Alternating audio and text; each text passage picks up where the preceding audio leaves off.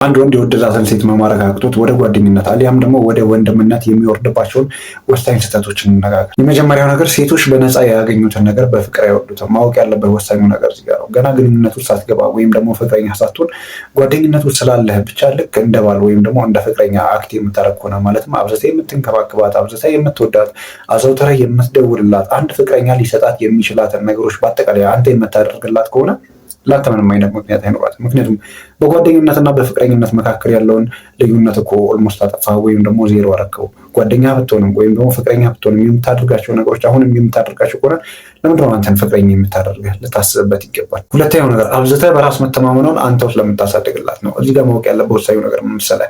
አንተ መጀመሪያ አካባቢ እየቀረብካት እሷ ፍቅረኛ ለማድረግ ነበረ። ነገሩ አልሆንልህም ወይም ደግሞ ትንሽ ከበደህና በጓደኝነት ለመቀጠል ተስማማ።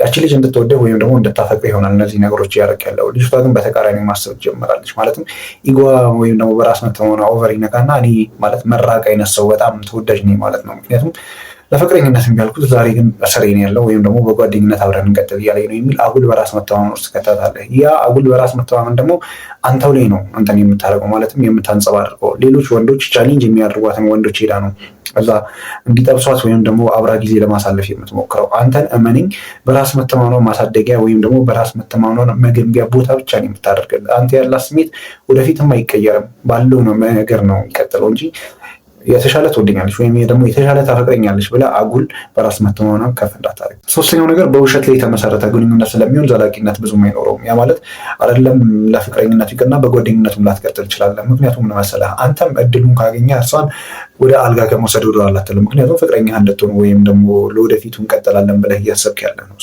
እየዋሸ ነው። ጓደኝነት ውስጥ ነኝ ትላለህ፣ ነገር ግን ስሜትህ የፍቅረኛ ወይም ደግሞ ፍቅረኛ ለመሆን ነው። እሷ ደግሞ ምን ትዋሻለች መሰለህ? ራሷን ምንም አይነት ፍላጎት የለኝም ለአንተ ትላለች። ነገር ግን ፕላን ቢ እያደረገች ነው። ወይም ደግሞ ግንኙነቶቿ ባይሰምሩ አንተን የመጨረሻ መጠባበቂያ አድርጋ ወደ ህይወቷ መሳቧ ወይም ደግሞ ወደ ህይወቷ ማምጣቱ አይቀርም። ስለዚህ ሁለታችሁም እየተሸዋወዳችሁ የምትመሩት ጓደኝነት ስለሆነ መጨረሻው አላስፈላጊ ነው። ወይ እሷ ሌላ ጓደኛ ትወሳለች ወይ ደግሞ አንተ ተስፋ ትቆርጥና ከዛ ግንኙነት ትወጣለህ። በውሸት የተመሰረተ ነገር ትሆናል። ስለዚህ ጭራሽ ያችን ልጅ እንደውም በጓደኝነት አሰምጣለሁ ያልክ ሰውዬ በግንኙነት ውስጥ ሰምጠህ ሙሉ ለሙሉ ትቀራለህ። መጨረሻ የምናየው ወሳኙ ነገር ምን መሰለህ? ለእርሷ ያለህን መልካም አመለካከት በአጠቃላይ ማጣት ትጀምራለህ። ልክ ፍቅረኛ እንድትሆን ትፈልግ ነበር፣ ስላልተሳካ ጓደኛ መሆን ሲጀመር እሷ ሼር የማይደረጉ ነገሮችን በአጠቃላይ ለአንተ ሼር ማድረግ ሲጀምር አንደኛ ነገር ኢሞሽናሊ እየሞትክ ትመጣለህ። ምክንያቱም አንተ የምትወዳት ወይም ደግሞ የምታፈቅራት ልጅ ናት። ለአንተ መናገር የሌለባትን ነገሮች በአጠቃላይ ሳትነግረህ ያው እየደበረ ይመጣል አይደለ? ሌላው ደግሞ በጣም ክፋቱ ምን መሰለህ? ብዙ ነገሮች እየነገረችህ በመጣ ቁጥር ለእሷ ያለህ አመለካከት እየተቀየረ ይመጣል።